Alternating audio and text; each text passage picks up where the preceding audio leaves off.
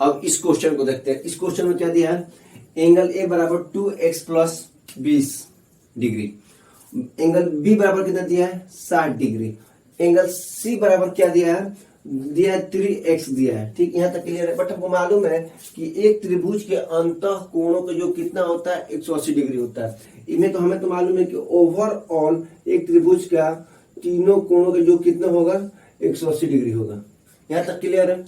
अब angle A का value, angle B का वैल्यू और एंगल सी का वैल्यू का जो सम ऑफ तीनों एंगल जो है कितना है 180 है।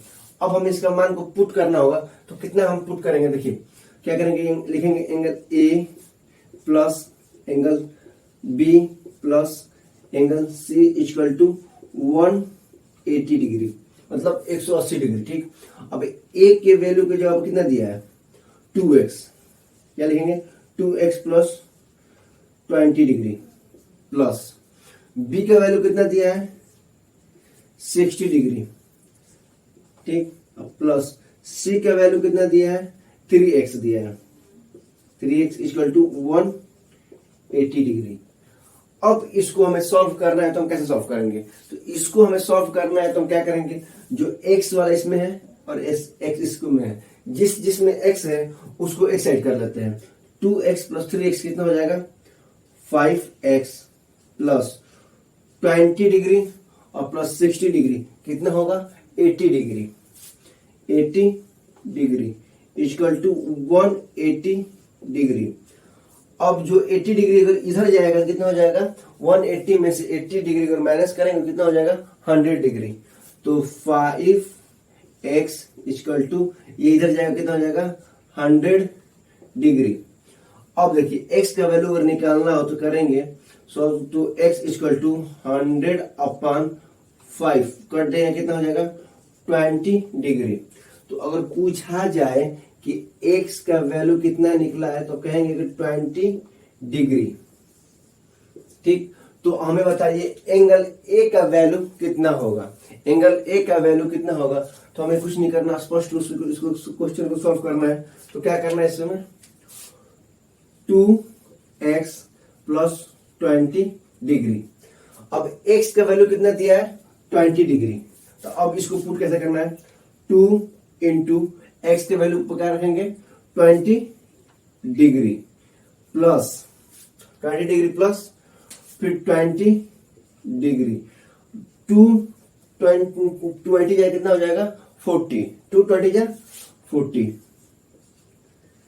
Plus 20 degree equal to 40 degree और 20 डिग्री को अगर काउंट किया जाएगा कितना होगा 60 डिग्री।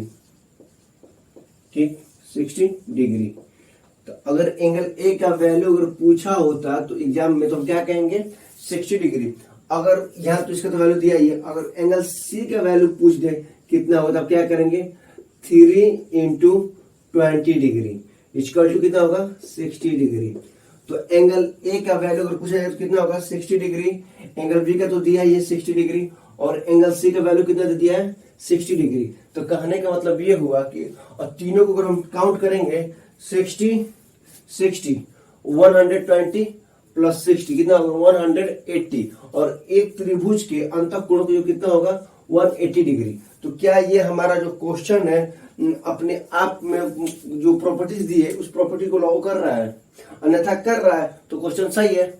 आंसर जिसका भी पूछता, अगर एंगल ए का पूछता तो कितना होता 60 डिग्री होता, एंगल बी का पूछता तो आपका 60 डिग्री दिया ही है, अगर एंगल सी का पूछता तो 60 डिग्री होगा, अन्यथा इस क्वेश्चन को सॉल्व कीजिए। अब इस क्वेश्चन को देखते हैं, इस क्वेश्चन को कैसे सॉल्व किया जाएगा। अब एक त्रिभुज है, अब एक त्रिभुज के बीच में एक लाइन गुजरी है जिसको दो त्रिभुजों के रूप में बांटता है और इसका एंगल कितना दिया है 100 डिग्री और एक्स मान पूछ रहा है और वाई मान पूछ रहा है और बाहरी कोण का मान कितना दिया है 120 डिग्री। तो हमें एक्स और वाई का वैल्यू को पुट करना है, तो कैसे हम करेंगे, तो आइए हम इसको देखते हैं।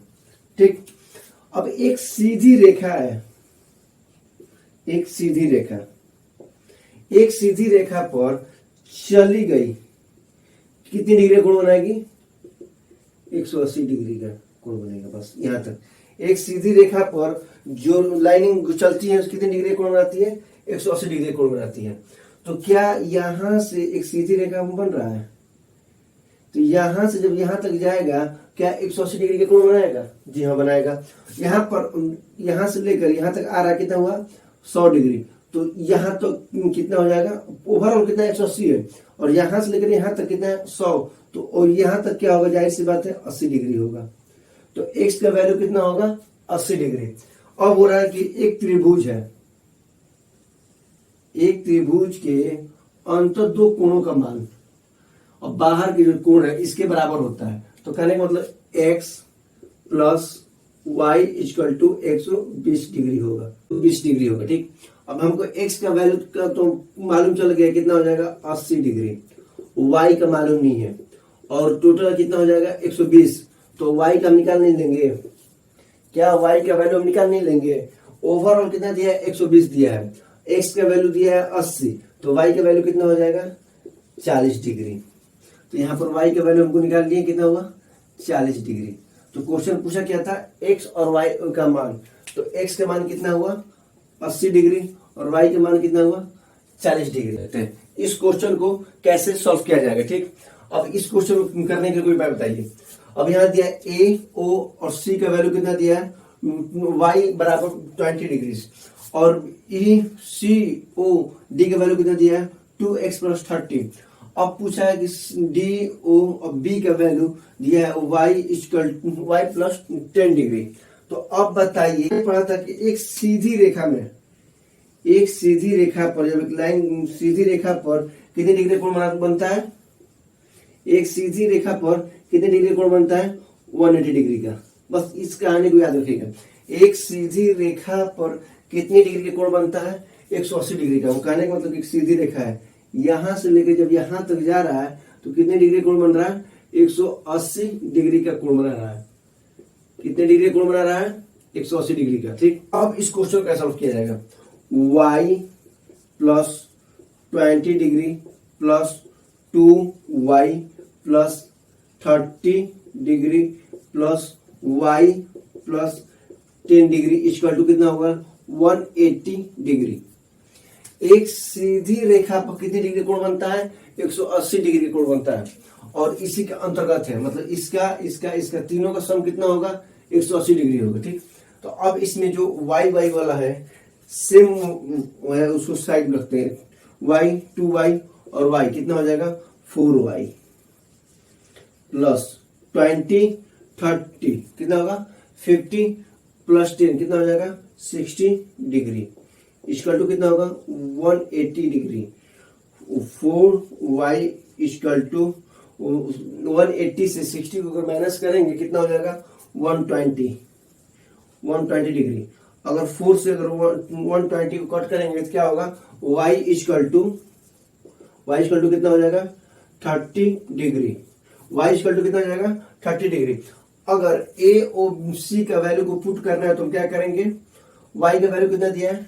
30 डिग्री, अब प्लस 20 डिग्री इक्वल टू कितना हो जाएगा? 50 डिग्री। अगर ये पूछता c o d का वैल्यू पूछते तो क्या करते हैं?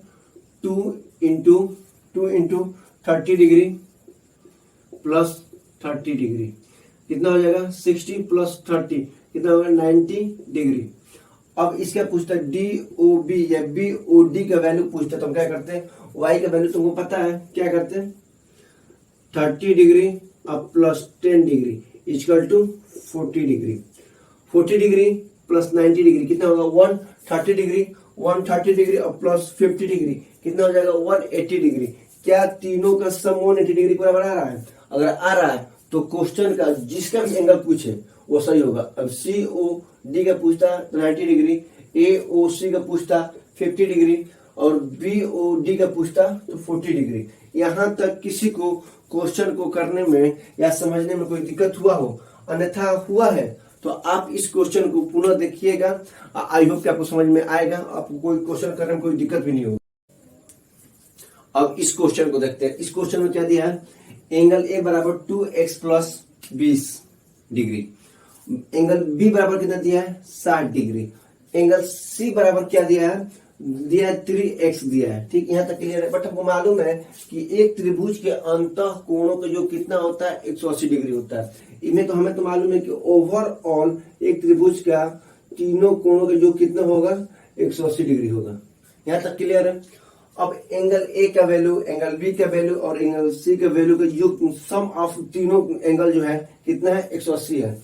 अब हमें इसका मान को पुट करना होगा, तो कितना हम पुट करेंगे, देखिए क्या करेंगे, लिखेंगे angle A plus angle B plus angle C equal to 180 degree, मतलब 180 डिग्री। ठीक, अब ए के वैल्यू के जवाब कितना दिया है, 2x, क्या लिखेंगे, 2x plus 20 degree plus B का वैल्यू कितना दिया है, 60 डिग्री।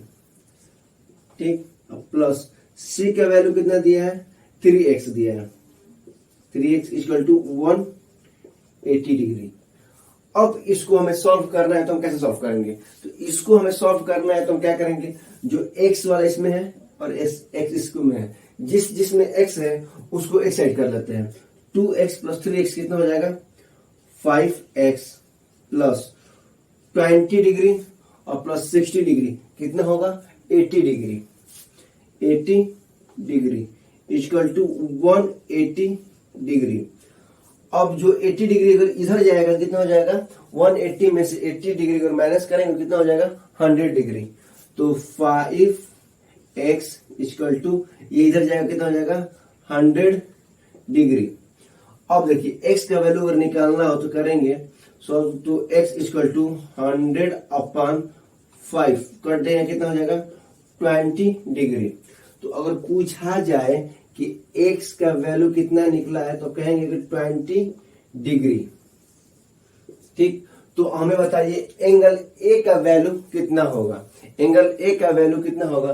तो हमें कुछ नहीं करना, स्पष्ट रूप से इसको क्वेश्चन को सॉल्व करना है। तो क्या करना है इसमें, 2x प्लस 20 डिग्री। अब x का वैल्यू कितना दिया है, 20 डिग्री। तो अब इसको पुट कैसे करना है, 2 इंटू एक्स के वैल्यू पर क्या रखेंगे, 20 डिग्री प्लस 20 डिग्री प्लस फिर 20 डिग्री, 20 जाए कितना हो जाएगा, 40, 220 जाए 40 plus 20 degree equal to 40 degree और 20 डिग्री को अगर काउंट किया जाएगा कितना होगा, 60 डिग्री। ठीक, 60 डिग्री। तो अगर एंगल ए का वैल्यू अगर पूछा होता तो एग्जाम में तो हम क्या कहेंगे, 60 डिग्री। अगर यहां तो इसका तो वैल्यू दिया ही है, अगर एंगल सी का वैल्यू पूछ दे कितना होगा, तब क्या करेंगे, 3 इंटू 20 डिग्री इक्वल टू कितना होगा, 60 डिग्री। तो एंगल ए का वैल्यू अगर पूछा जाए तो कितना होगा, 60 डिग्री। एंगल बी का तो दिया ही है 60 डिग्री और एंगल सी का वैल्यू कितना दिया है, 60 डिग्री। तो कहने का मतलब ये हुआ कि और तीनों को अगर हम काउंट करेंगे, 60 60 120 प्लस 60 कितना होगा, 180। और एक त्रिभुज के अंतःकोण जो कितना होगा, 180 डिग्री। तो क्या ये हमारा जो क्वेश्चन है अपने आप में जो प्रॉपर्टीज दी है उस प्रॉपर्टी को लागू कर रहा है, अन्यथा कर रहा है तो क्वेश्चन सही है।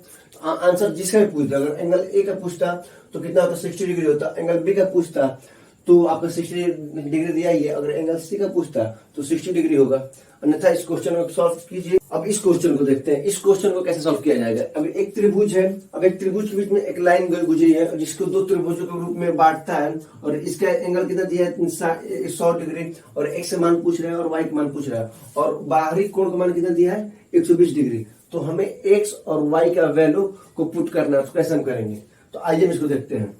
ठीक, अब एक सीधी रेखा है, एक सीधी रेखा, एक सीधी रेखा पर चली गई, कितनी डिग्री का कोण बनाएगी, 180 डिग्री का कोण बनेगा। बस यहां तक।